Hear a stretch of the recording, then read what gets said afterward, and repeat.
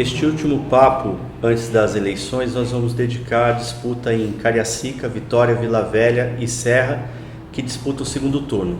A ideia aqui é pegar cada um dos municípios e começar a destrinchar o que está acontecendo, as últimas movimentações e as últimas polêmicas envolvendo os 8 candidatos que disputam o segundo turno. Vou começar aqui por Vila Velha, a gente sempre começa por Vitória, eu vou começar por Vila Velha hoje. E eu vou abrir aqui Vila Velha para a gente discutir já com a seguinte questão. A Renata tinha até comentado isso há pouco, falando assim, parece que a eleição de Vila Velha não pegou, parece que é uma coisa que não envolveu o eleitor no debate. É isso mesmo, Renata? Eu acho que se a gente comparar com os outros pleitos que estão acontecendo na Grande Vitória, que estão todos, né, bem acirrados, Vila Velha parece ser o mais morno, né? Parece uma disputa de quem tem mais liderança no palanque, quem tem mais apoio e uma comparação do que foi. Eu acho que esse que é o grande problema de Vila Velha. A gente tem muita comparação do que foi o governo Max, do que foi o governo Neucimar. Mas ninguém quer saber do que foi o governo, as pessoas querem saber do que vai ser. Pra frente, então, né? Eu acho que está faltando isso, está faltando essa empolgação de reta final de campanha, de mobilizar a população mesmo, de ir para o embate, de criar embate. Enfim, eu até acho no início, quando teve, né, os primeiros confrontos de Max com o Neucimar, achei que a coisa ia ser mais... Teve aquele debate da CBN, lembra? Que no primeiro turno, que os dois protagonizaram o debate, ficaram e os outros candidatos observando. Até adiantando o que seria o segundo turno, né? Seria aí eu achei entre os dois. que ia ser uma eleição mais empolgante, não está sendo. Para mim, eu não tenho me empolgado. E aí, Neto, te empolga, não te empolga? Não, é porque, na verdade, essa é uma eleição que também foi muito judicializada, porque Sim. Por conta de muitas denúncias, até por conta dessa característica, a Justiça Eleitoral freou um pouco essa questão do denuncismo, desses ataques entre os candidatos. Aí, quando a gente vai para o mundo das propostas, a eleição de Vila Velha, a grande questão era a seguinte: vamos tirar o atual prefeito. O prefeito saiu, perdeu a eleição. Agora, quem vai substituir? E aí, é claro, dentro desse debate, eles estão discutindo o que eles fizeram. Eu vejo muito pouco essa parte propositiva do que pode ser. Porque Vila Velha tem os seus desafios, é uma cidade que é nova. Vila Velha, na última eleição, Vila Velha vinha num cenário de desenvolvimento, de retomada de desenvolvimento, porque a ponte freou um pouco isso.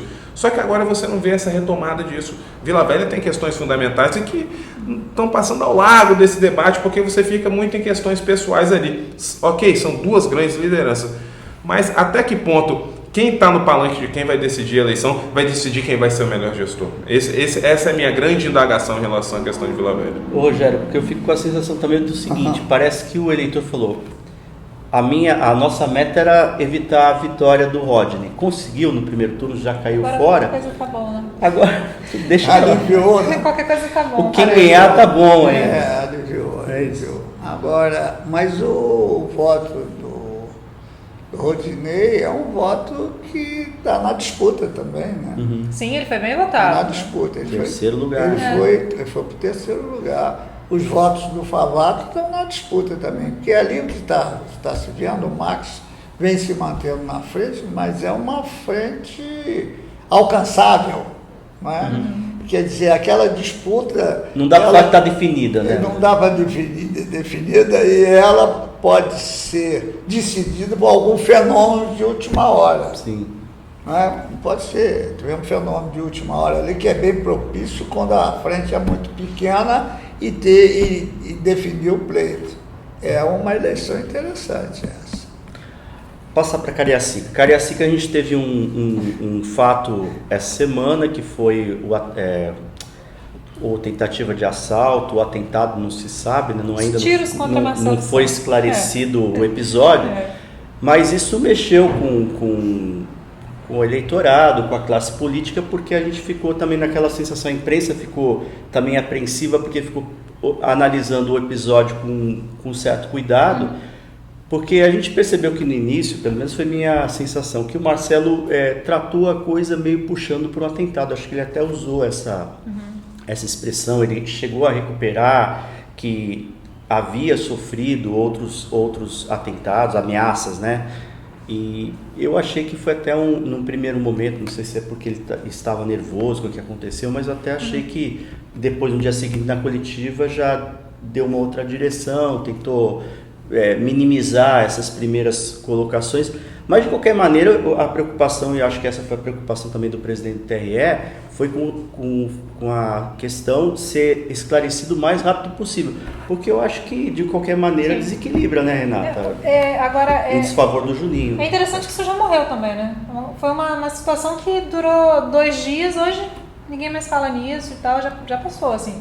Parece que o efeito disso no processo eleitoral não foi tão devastador quanto você lembra, a nossa preocupação era justamente essa. Se isso perdurasse, se fosse crescendo, isso seria prejudicial, e principalmente para o Juninho, né? Porque o Marcelo foi a vítima. Por dedução. Por dedução. Se você tem uma disputa polarizada e você não esclarece o que aconteceu, o eleitor é levado a pensar isso. Se realmente se tratasse de um atentado político, você não ia apontar para o Avelina nem para o Marcos Bruno, né? Exatamente. Agora, a natureza, né? A natureza se encarregou de apagar um pouco essa... É claro que o Marcelo está tendo os cuidados dele, está seguindo a orientação da polícia, né, da legislativa e tal, mas eu acho que o efeito disso não foi tão devastador como se pensava. Não, a eleição na Serra é a única eleição que está definida. As pesquisas estão mostrando uma diferença enorme do que o Marcelo tem com relação ao Juninho. Uma eleição é a única que você pode dizer, olha, aí só se houver um desastre para o Marcelo perder a eleição e incompetência do Marcelo, que aliás o Marcelo nessas horas aí, não sei se ele vai se ligar na realidade, quer dizer, esse episódio ele devia ter tirado por baixo. Quem está na frente não pode produzir episódio que polemiza a eleição. Que pode criar um fato de estratégia dele. Ele tinha dito nada. Está na cara, aquele é um lugar de assalto. Ali tem assalto, cara. Esse assalto carro, assalto caminhão, assalto tudo ali. Então, claro que foi um assalto. Vem um carro bonitinho, com cara que tem grana. Aí os caras de moto manda parar, não para, toma tiro, vai. Toma tiro, eles fazem isso sempre lá. Como era Marcelo, ganhou uma grande repercussão. Eu acho que o Marcelo bobeou ali, colocou um negócio que não havia necessidade. Marcelo tem que fazer tudo para não aparecer novidade na eleição para manter a frente dele. Alguém ganhando, né? Perdendo com isso ou 0-0? Primeiro, pobre Cariacica, né? Que esse episódio, eu concordo com o Rogério quando ele fala que o Marcelo está com uma eleição encaminhada e que por estar na frente ele tem que evitar qualquer tipo de novidade, porque isso remonta um tempo de política antiga em Cariacica. Cariacica já tem histórico de prefeitos assassinados, então tudo isso é muito desfavorável a ele. Então, como esse assunto morreu em 2 dias, então talvez o Marcelo consiga levar essa última semana de campanha sem sobressaltos e acabar saindo vencedor no pleito do dia 30. Essa eleição também eu acho que é a única que você pode agir. A gente vai... É claro que a gente pode cometer o erro porque a pesquisa verdadeira é a do dia 30, mas que o Marcelo está bem na frente do Juninho, isso está. E passando para a Serra. E Serra, como vocês estão vendo? Porque a gente teve também aí uma mudança na direção de campanha do Aldifas, né? Claramente você percebe olhando os programas, olhando o material que ele está divulgando na internet, nas redes sociais, que mudou, realmente o tom mudou. O coraçãozinho e tal. Mas eu acho que esse último debate, realmente a coisa descambou, né? Você imagina... Só não xingar a mãe. Você imagina se o que aconteceu em Cariacica, por uma fatalidade, acontecesse na Serra. Nossa Senhora. Ia ser o inferno. Ia ser um inferno. É porque o que você estava falando, não teve tiro, só não teve tiro, né? Só não teve tiro, porque disparar, tá todo mundo disparando e para tudo quanto é lado, né? É aquela coisa que a gente sempre fala da Serra. É uma disputa que ela já saiu do processo de discussão da cidade. A gente viu no último debate, a gente não vê a proposta para a Serra, a gente vê duas lideranças políticas no município disputando poder, disputando a prefeitura. Quem gritar mais ganha, né? Eu acho que é isso. É muito difícil a gente ver no processo da Serra. É complicado, embora o Vidigal tenha saído 10 pontos à frente do Audifax, né, do primeiro para o segundo turno, é complicado a gente cravar qualquer coisa também, porque lá a questão é emocional, e eu não estou falando da questão da doença do Audifax, não. A questão é emocional desde 2004. A questão é emocional na Serra. E aí vai valer vai ganhar quem conseguir Agora, emocionar mais. Queria colocar uma questão para vocês, e acho que esse caso da Serra ele serve bem para exemplo. O quanto que vocês acham que o eleitor, para escolher o melhor candidato, ele deve ter esse tipo de informação? Ou seja, da pessoa do candidato, né, essas questões mais pessoais, como são colocadas, da maneira às vezes como são colocadas, e da questão realmente no que se refere à gestão, né, ao que ele está ali realmente para fazer, que é a administração do município. Mas essas questões, a gente percebe isso nos debates, isso aconteceu também em 2014, né, na disputa para governo. Algumas questões mais pessoais, inevitavelmente, às vezes precisam ou devem entrar nessa discussão. O que vocês acham? Como que equilibra isso? Isso é importante, né? Como que vocês veem isso? Olha, Isso já tirou o Lula da presidência, né? Em 89, foi isso? contra o Collor, Exatamente. né? Ali eu vejo o seguinte, ali quando você põe um de frente para o outro, vai o ódio para lá, volta o ódio para cá. Vai o ódio para lá, volta o Parecendo ódio para cá. Agora, aquilo é ódio, gente. Eles se odeiam. Quer dizer, o Vidigal inventou o Audifax, e o Audifax foi a invenção que soube... Criatura que se virou contra o Criador. Virar contra o Criador. Então, eles são da mesma origem. Ali é o ódio. Eu não diria que há um favorito ali, muito embora você falou que saiu com 10% de frente, que é até uma frente razoável. Mas essa coisa vai para onde? Porque você tem na Serra um fenômeno muito diferente. Lá não tem televisão. Então, a eleição é boca a boca. Quer dizer, um candidato a governo, a prefeito, é um candidato que tem que ter uma legião de pessoas fazendo o papel que poderia eles fazerem através da televisão, na rua. Então é mais difícil você dizer, o Vidigal vai manter os 10%, porque ela está na rua diferente dos outros municípios. E do boca a boca para virar fofoca, é um pulinho, né? Eu acho que talvez por essa característica especial do pleito da Serra, se revela tão importante esse duelo pessoal entre os dois. Porque quando você trata de gestão ali, é a mesma coisa. Se a gente for ver, a Serra há um projeto, tanto que a gente falou muito da criação de uma terceira via, só que a gente viu que não colou a história da terceira via. Você tem eles quase 2 décadas ali se revezando no poder. Aí agora, o que entra no campo da disputa?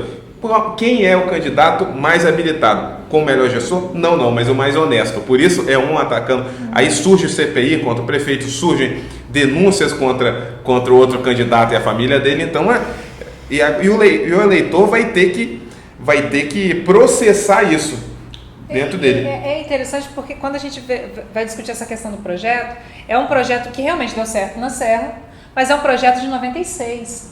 A gente está falando de um processo que tem 20 anos, né? Então, e aí você fala dessa questão dos ataques pessoais. Eu acho que ela reflete o personalismo que virou a política como um todo. Você não vota mais num partido, você não vota mais num projeto, você vota na pessoa. E aí, por isso se destaca tanto essas características pessoais ou essas acusações pessoais que fogem, né, do campo político. Justamente por isso, porque você não vota mais numa ideia, você vota numa pessoa, né? Mas uma última questão para a gente sair da Serra. Independente de ganhar, Vidigal ou Aldifas, você acha que a partir de 2017 começa um novo mandato, você acha que fecha um ciclo, independente de quem ganhe a eleição? Fecha esse ciclo ou Vidigal ou Aldifas? Eu acho que para quem ganha sim, agora para quem perdeu, eu acho que não. Eu acho que sim. Não vai acabar nunca. Você acha que quem perdeu vai querer voltar? Vai querer voltar. Vocês acham?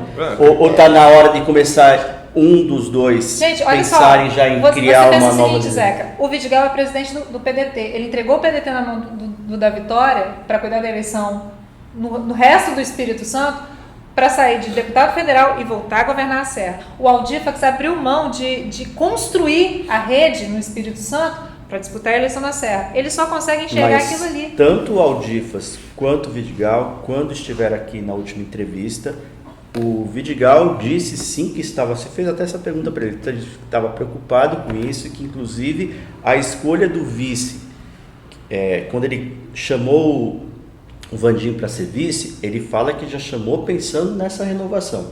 E o Aldifas a mesma coisa, inclusive o Aldifas quando fala sobre fazer uma nova liderança, ele cita até o Bruno Lamas, né, o deputado Bruno Lamas.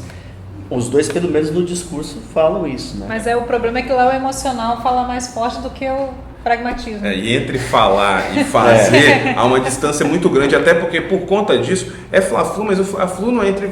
Eu acho dificilmente daqui a 4 anos a gente vai chegar vendo um Fla-Flu, uma competição dessa entre Bruno Lamas e Vandinha. O máximo de briga que eles têm era dentro ali do PSB, tanto que ali eles nem conseguiram ficar juntos ali. Então, eu acho que vai continuar, vai perdurar por muito mais anos, até eles terem saúde para tocarem isso daí, porque também é uma coisa desgastante. Né? O Vidigal tentou colocar sua ali, mas não deu. O Vandinho, ele tinha maiores condições de ser essa alternativa. Só que o Vandinho não tinha meios para fazer isso.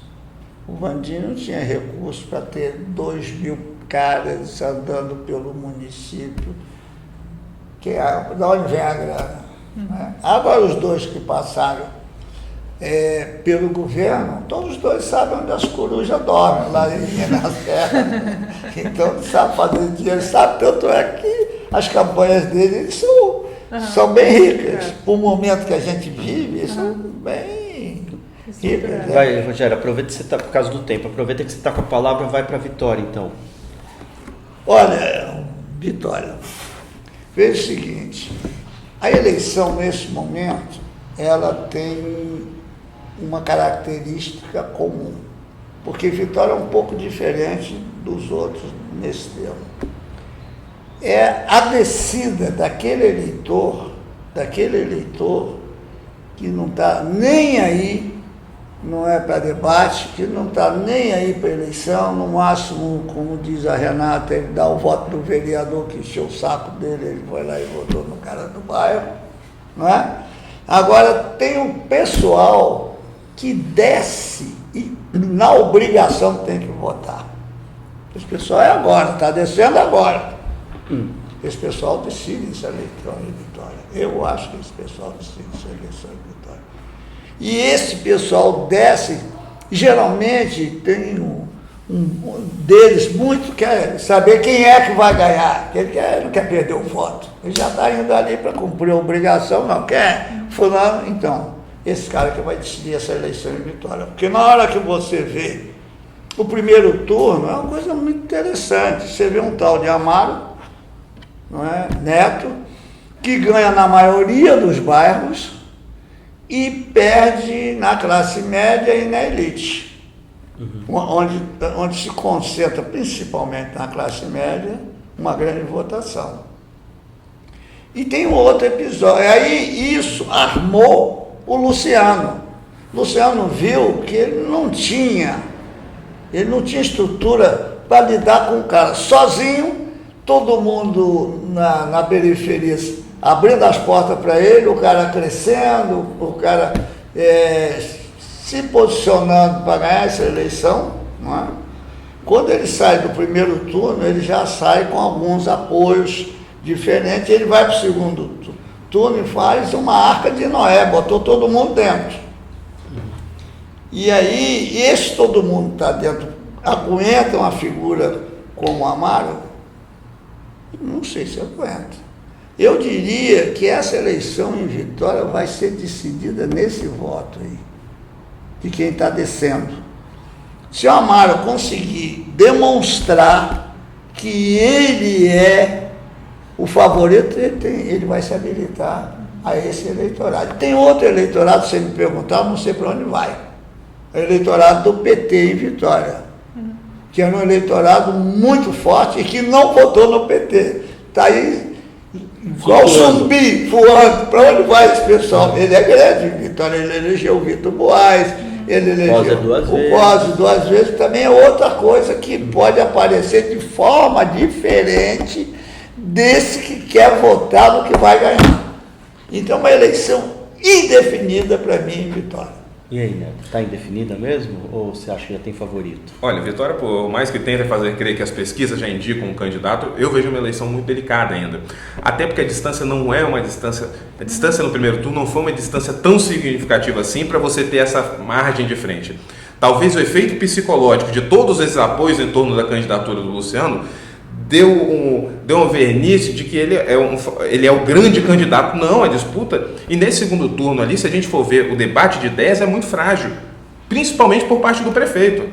O prefeito só apresenta o que ele fez, vai expandir mais alguma coisa, mas o Luciano, quando ele abre a boca, ele comete erros gigantescos. O Luciano calado, ele vence a eleição. O Luciano falando, ele perde a eleição. O Luciano falando, ele diz que vai acabar com a linha de ônibus municipal. O Luciano falando, ele disse em uma entrevista antes do início do processo eleitoral, quando ele era o patinho feio da coisa, não o bonitão da vez, que hoje é o bonitão. Na época ele era o patinho feio, tá? Ele estava vendo o Amaro de longe ali. Ele disse que havia feito 99%, cumprido 99% das obrigações, das promessas de campanha, e só restava 1%. Isso é muito pouco. Então eu vejo muita pouca proposta. E do outro lado, o Amaro está tentando se desvincular da questão do preconceito, que é uma proposta até interessante, porque enquanto o Luciano conseguiu reunir lideranças expressivas da capital, aí eu digo, até por ordem de importância, Sérgio Majeski, Luiz Paulo, Renato Casagrande Lelo. Por outro lado, o Amaro está colocou o vice dele para falar, colocou o Marcos da Mata para falar de empreendedorismo, trouxe o Sergião para tentar dialogar com as classes A e B, que é uma deficiência. Essa foi uma aquisição importante. Bela aquisição, porque não é uma aquisição de caminhada, é uma aquisição de bastidores, para tentar naquela conversa lado a lado, tentar desvincular essa questão do preconceito, que ele identificou muito bem. Praia do Canto, né? Que é justamente um... Porque enquanto o Luciano ele diz a questão, as pessoas de bem votaram em mim. Pô, mas quem votou do outro lado é pessoa de mal? Não existe isso. E o Amaro detectou essa questão do preconceito. Talvez ele perca a eleição por conta dessa questão do preconceito, mas ele soube detectar, está adotando o remédio certo. E aí, talvez um pouco tardiamente. Né? Até porque eram 4 semanas de segundo turno, agora a gente vê, aí quando vai reduzindo para 3... assim, talvez ele tivesse ter vislumbrado isso já no começo do primeiro, trabalhando já isso no começo, porque eu acho que ele ficou muito isolado, ele acabou ficando muito isolado, né?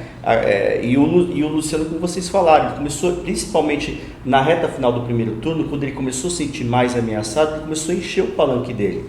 E isso, como o Rogério falou, esse voto que está descendo, que o Rogério tem razão, ele é muito influenciado para ir naquele que está ganhando, que está na frente, ninguém quer votar no derrotado. Isso pode ter um peso muito grande e é o que você também falou. O Luciano com a boca fechada pode ajudar porque deixa no piloto automático, porque o que está acontecendo hoje? Se você vem aqui, como nós estamos fazendo aqui, e se a gente fizer aqui qualquer crítica à gestão do Luciano, vão apontar o dedo pra gente e vai dizer assim, você tá com o Amaro, né? Porque fica aquela coisa assim, ou se você é uma pessoa do bem, né? Se você é uma pessoa responsável, se você é uma pessoa que ama a Vitória, você tem que estar com o Luciano, não importa, agora não se questiona mais se ele fez ou não fez uma boa gestão, o que ele fez de certo, o que ele fez de errado. Você não pode nem tocar nesse assunto, é proibido. Você tem que estar com o Luciano, você tem que pôr seu voto no Luciano e não tem que se discutir mais nada. Porque como fica aquela sensação, vamos evitar esse mal. Estamos ameaçados, a Vitória está ameaçada. Então, Eu acho que isso empobreceu muito o debate e praticamente proibiu jornalistas, os formadores de opinião, a classe política, de apontar o dedo e fazer qualquer crítica à gestão do Luciano. Está proibido isso está tácito. Você percebe isso? Por isso eu digo daquela questão do efeito psicológico que isso criou na cidade e todo mundo que está envolvido na eleição.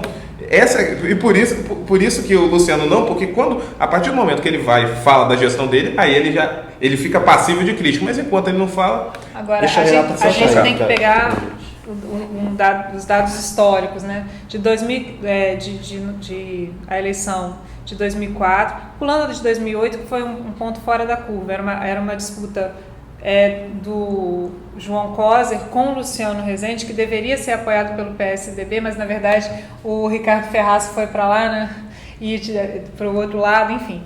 Mas 2004 a gente teve surpresa na eleição. Colnago estava eleito, não se elegeu.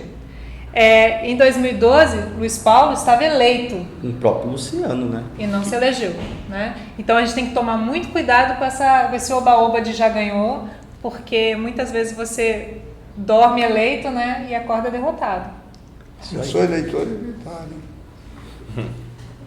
O Luciano, eu não voto. Deixa registrado aí.